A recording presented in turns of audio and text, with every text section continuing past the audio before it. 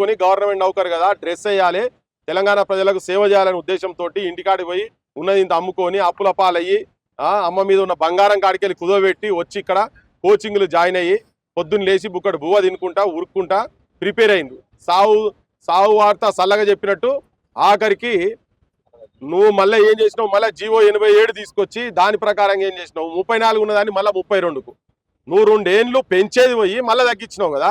ఇగో దీన్ని మీరు చేసిన తప్పును ఇది సరిదిద్దుకోమని చెప్పి వీళ్ళు మొక్కని కాళ్ళు లేవు లెక్కున్నది అందరికి దండం పెట్టి చెప్తున్నారు. యాడున్నా కానీ దండం పెట్టి చెప్తున్నారు. కొంత మంత్రుల దగ్గర పోయి కాళ్ళు కూడా మొక్కిరట.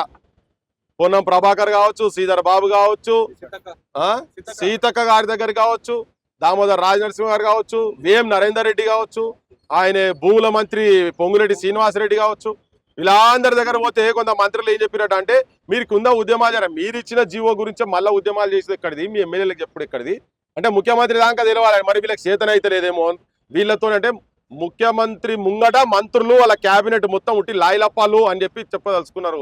వాళ్ళే చెప్తున్నారు. వాళ్ళు మేము ఆడిపోయి మాట్లాడే పరిస్థితి మాకు లేదు.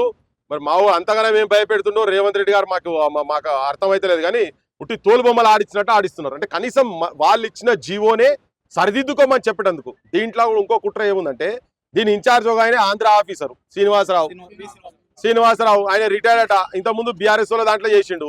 ఇప్పుడు మళ్ళీ ఆ లొసుగులు వాళ్ళు ఎట్లా మోసం చేసి ఎట్లా దండుకోవాలో ఎట్లా ఉద్యోగాలు దొంగ ఉద్యోగాలు ఎట్లా చేసిర్రో మాకు కూడా ఇంత చెప్పమని వీళ్ళు కూడా అనుకుంటున్నట్టు ఆయననే ఆఫీసర్ని ఈడ పెట్టుకున్నారు.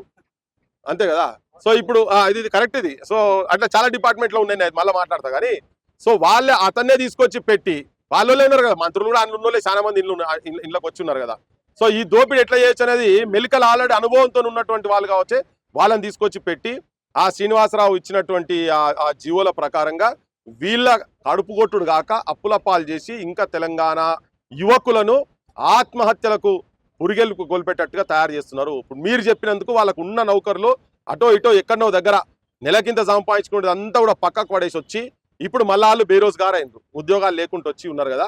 వాళ్లకు కానిస్టేబుల్కు సంబంధించినటువంటిది ఇమ్మీడియట్గా 36 మీ తప్పే కాబట్టి అది 34 ఆల్రెడీ మీ జీవో ఉన్నది 36 చేయాలి. మళ్ళా ఆ జీవో 31ని సడలించి సవరించి 87ను తీసి చెత్తబుట్టల వారేసి దీన్ని సవరించి 34ను 36 చేయాలి కానిస్టేబుల్లను. తర్వాత సబ్ ఇన్స్పెక్టర్లను 36 నుంచి 38 చేయాలి. దీనిలో చాలా మంది కనిపించారు గప్పటి దాకున్నలో గాలికి ఏమురికి వస్తుంది అనుకోవచ్చు. అంతా మీరు పెట్టిన అన్ని వాళ్ళు ఉడకగరిగినప్పుడే కదా నౌకర్లు ఇచ్చేది మీరు కూడా. సో అవన్నీ వాళ్ళు చేస్తారు, ఆ టెస్టులు అన్ని కూడా చేస్తారు. మీ దాంట్లో మీ నాయకులకు కూసున్న కాడికే లేవరాదు, లేస్తే కూసరాదు. మీ పార్టీ అధ్యక్షునికి 4 కలిసి లేపాలి, గన్మేన్లు బట్టి లేపాలి. అటువంటి వాళ్ళు మీకున్నారు. ఇక్కడ వజ్రాల సొంటోళ్ళు Telangana students today's raw material tomorrow scrap అని తెలంగాణ ఉద్యమంలో తిరిగినప్పుడు ఇప్పుడు తెలంగాణ వచ్చిన తర్వాత తెలంగాణలో ఉన్నటువంటి చెత్త రాజకీయ వ్యవస్థతోటి తెలంగాణలో ఉన్నటువంటి మేధస్సును చెత్త లెక్క తయారు చేస్తున్నారు, రా మెటీరియల్ను చెత్త లెక్క తయారు చేస్తున్నారు. కాబట్టి తస్మాత్ జాగ్రత్త రేవంత్ రెడ్డి గారు. ఇంకో పంచాయతీ ఉన్నది ఇప్పుడు ఇదో పెద్ద కుట్ర. హైదరాబాద్ రంగారెడ్డికి పోస్టులే లేవు, భువనగిరికి పోస్టులు లేవు. 600 పోస్టులు 600 ఖాళీలు భువనగిరి యాదాద్రి భువనగిరి జిల్లాలో ఖాళీలు. వాళ్ళు కూడా వచ్చారు ఇప్పుడు మీటింగ్కు. ఒక్కరొక్కరిని మందలిస్తే దుఃఖం ఆగుతలేదు వాళ్ళకు.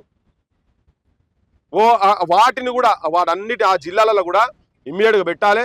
తర్వాత ఈ ఆంధ్ర వాళ్ళు వచ్చి ఇక్కడ వచ్చి వాళ్ళు వచ్చి ఈ పోలీసు ఫోర్సులల్లో జాయిన్ కాకుండా కూడా చూడాల్సిన బాధ్యత కూడా గవర్నమెంట్ మీద ఉన్నది. మళ్ళీ చెప్తున్నా, మంత్రులందరికీ చెప్తున్నా, ఇది నేను ఉట్టి మాట చెప్తలేను, రేపు తెలంగాణ మొత్తం తీసుకుపోయి చెప్తాం. మీరు చెప్పిందే శ్రీధర్ బాబులు అందరి దగ్గర పోయిన తర్వాత కూడా మీరు ముఖ్యమంత్రి దగ్గర పోయి మాట్లాడే చేత కాకుండా జీవోలన్నీ మీరు ఇచ్చినాయి కదా, గవే ఉన్నట్టు మాట్లాడేంత దమ్ము కూడా మీరు లేకుంటే మీరు ఉట్టి మంత్రులు వేస్ట్ మంత్రులు మీరంతా, తెలంగాణ మంత్రులంతా.